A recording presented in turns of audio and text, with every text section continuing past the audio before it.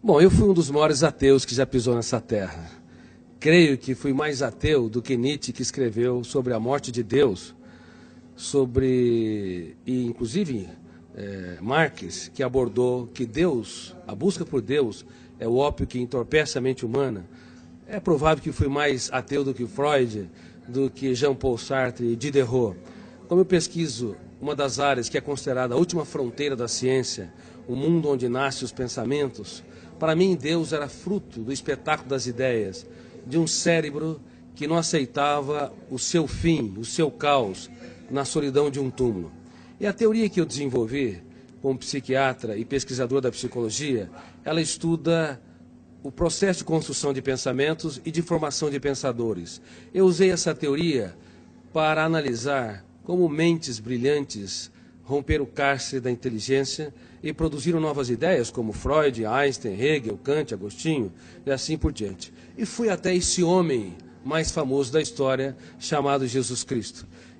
Eu analisei os seus comportamentos, as suas reações e as entrelinhas das suas atitudes nos focos de tensão, nas suas 4 biografias, ou chamado Evangelhos, em várias versões.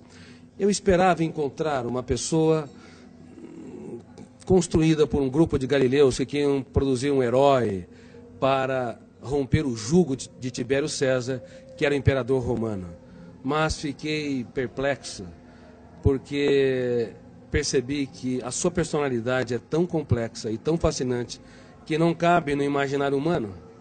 Para você ter uma ideia, no exato momento em que ele foi negado por Pedro, ele olhou para o mais forte dos discípulos, e embora sendo golpeado pelas palavras que bradavam, eu não o conheço, eu nunca andei com esse Galileu, ele não faz parte da história, ele cativou-o com a sua retina e gritou sem dizer palavras.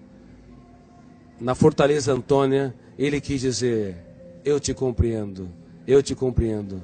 Com seu olhar, ele economizou palavras, mas fez um discurso mais brilhante que o mais poético de todos os discursos. E quantas vezes você, pai, mãe, você, professor ou executivo, está diante de uma pessoa que falha, erra, e ao invés de simplesmente olhar e lhe dizer sem palavras: eu te compreendo, e nós julgamos, excluímos.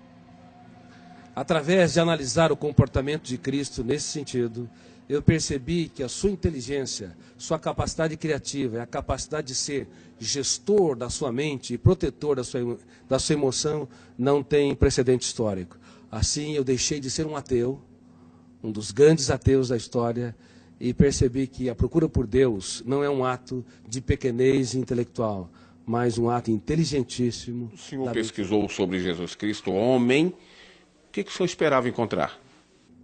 Quando eu pesquisei a humanidade de Jesus, esperava encontrar alguém que não brilhasse no caos, diante das perdas, das traições, das frustrações e decepções. Porque nós temos na psique humana, no nosso córtex cerebral, registrado zonas de conflitos, que eu chamo de janela killer. Killer no inglês quer dizer assassino.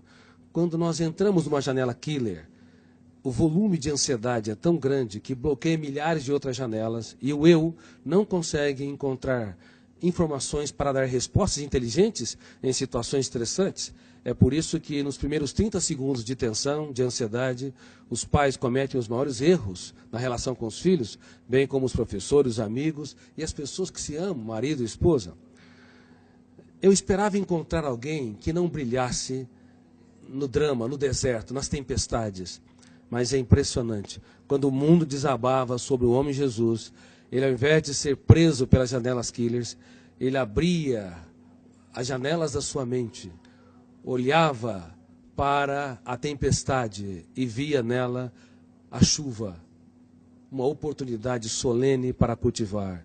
Enquanto que nós, muitas vezes, diante das perdas, decepções, diante das lágrimas, das injustiças e fracassos, recuamos.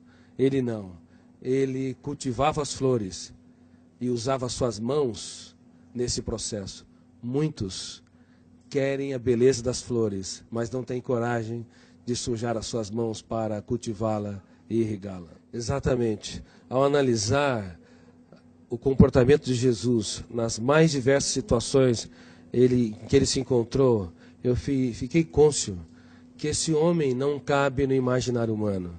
Somente alguém que é sobre-humano, filho de Deus, poderia ter as reações que teve nos mais dramáticos estímulos estressantes. Veja bem, no ato da traição, era de se esperar que ele fosse golpeado pelas zonas de conflito do medo ou da raiva, agredisse o seu traidor, ou se punisse e se achasse o mais derrotado dos seres humanos, porque foi traído pelo mais culto, o mais sereno, o mais tranquilo dos discípulos, Judas Iscariotes.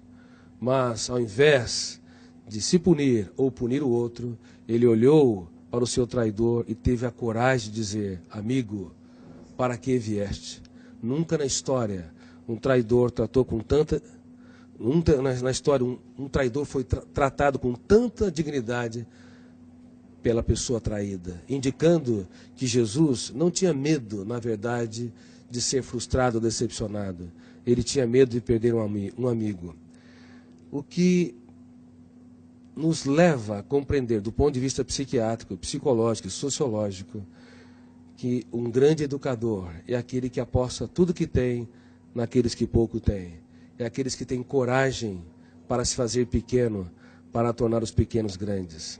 E como eu digo no meu livro, Mentes Brilhantes, Mentes Treinadas, não é possível ter uma mente brilhante se nós não treinarmos a nossa criatividade, as habilidades da nossa psique, como a solidariedade, a capacidade de se colocar no lugar dos outros, a capacidade de investir naqueles que nos frustram, a capacidade de transformar as perdas numa oportunidade excelente para os melhores ganhos e de usar as nossas lágrimas para desenvolver sabedoria. Por favor, não tenha medo dos dias mais tristes da sua vida. Você pode escrever os capítulos mais importantes da sua história quando o mundo desaba sobre si.